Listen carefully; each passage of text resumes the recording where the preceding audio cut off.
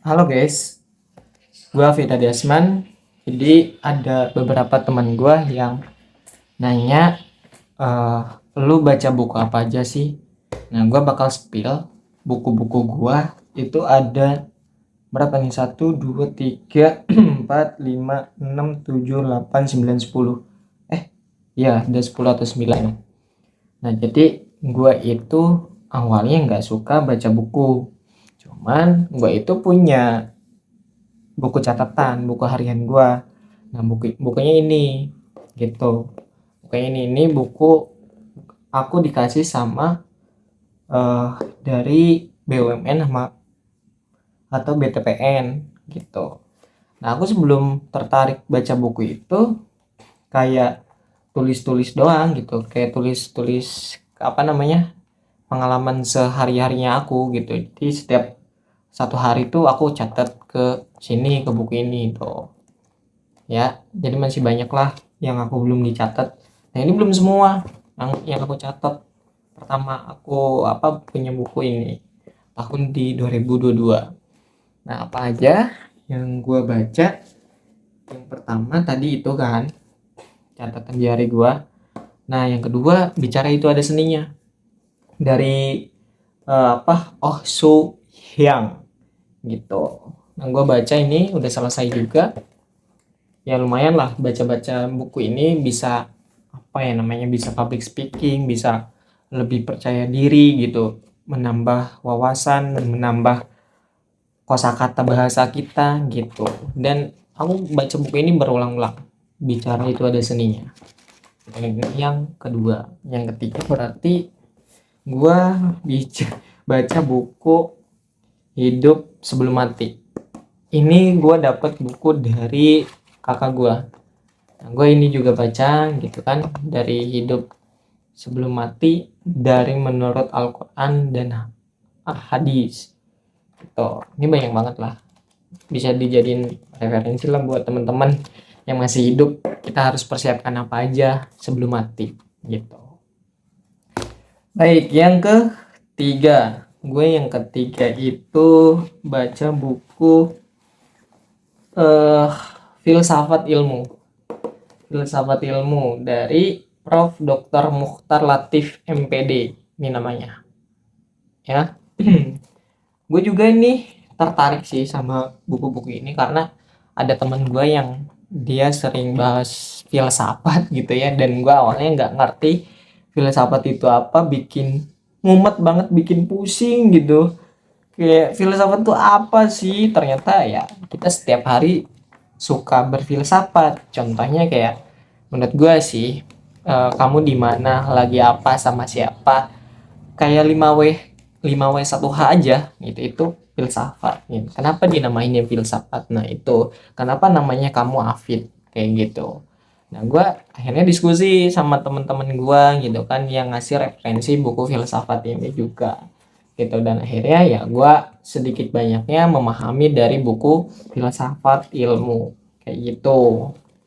Berarti yang keempat sekarang gue baca ilmu hukum. Sebetulnya gue nggak suka sih sama tentang yang kayak hukum-hukum gitulah, pokoknya bikin pusing kan gitu. Ternyata gue sharing-sharing lagi sama teman-teman gue, kalau berbicara hukum itu lu jangan menghafal gitu, tapi lu harus paham aja dengan konteksnya. Misal lu baca tentang ilmu hukum, misal lu bacanya dari satu lembar ini, lu pahami nih, setelah dibaca pahami, terus lu tulis di kertas, tulisan lu apa sih gitu yang lu pahami dari situ. Yang nggak harus langsung perfect sih, yang namanya belajar kan step by step gitu loh, nggak harus langsung bisa juga, semua juga perlu prosesnya itu. Dan nikmati aja waktu proses kalian belajar. Nah, ini filsafat hukum dari Prof. Dr. Sajipto Raharjo SH, ini namanya filsafat ilmu hukum gitu.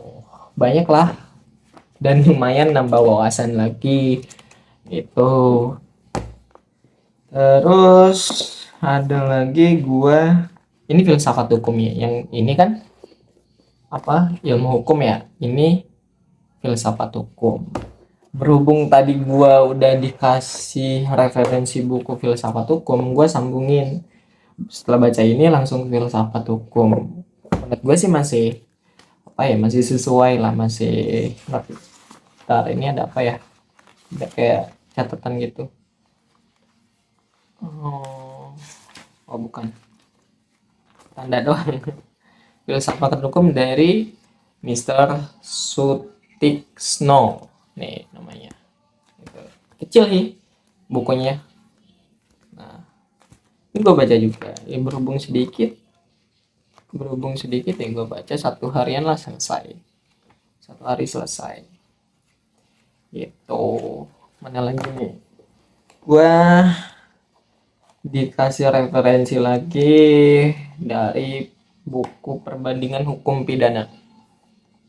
Gue baca dari siapa nih, Prof. Dr. Barda Nawawi Arif SH nih namanya.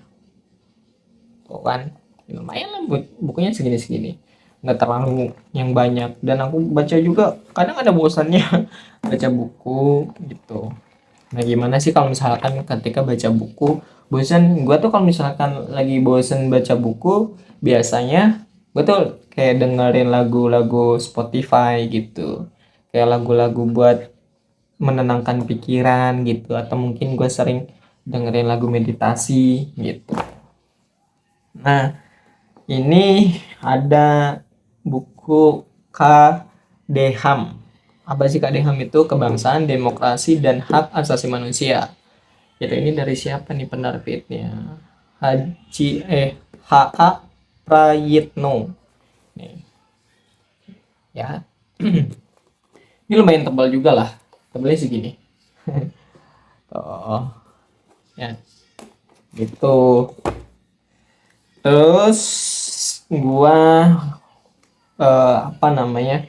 Pernah lihat video siapa ya? Kalau nggak salah Rocky Gerung tentang soal pendidik kalau nggak salah gitu ya. Dan soal pendidik itu ya kita harus paham psikolog murid-murid gitu. Nah akhirnya gue baca buku psikologi pendidikan. Nah ini banyak pembahasan tentang psikologi pendidikan.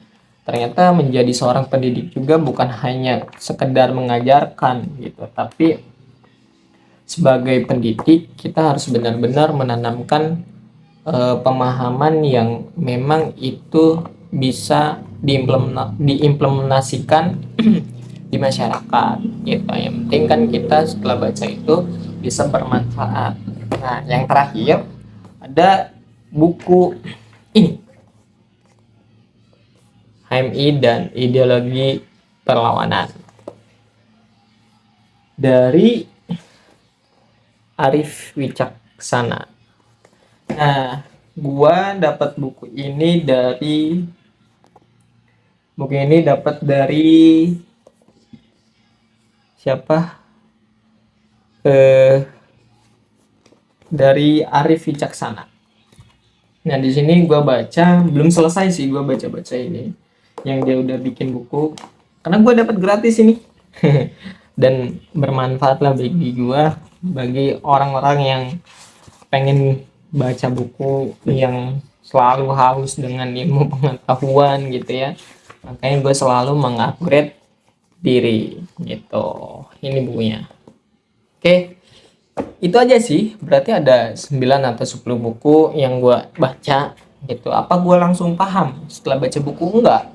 Itu lumayan juga sih gue memahaminya.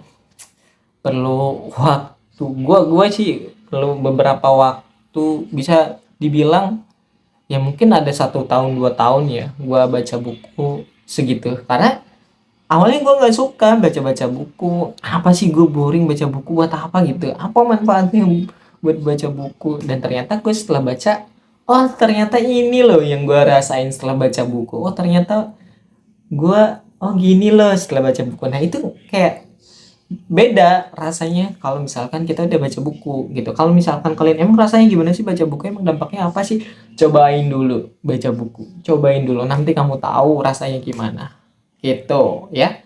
Oke itu aja yang gue spill buku-buku gue. Mudah-mudahan ya teman-teman rakyat Indonesia bisa membudidayakan membaca atau eh, lebih ditingkatkan lagi literasinya di khususnya apa anak generasi muda, harus banyak-banyakin baca buku, jangan banyakin bucin. Ya, sekian, terima kasih.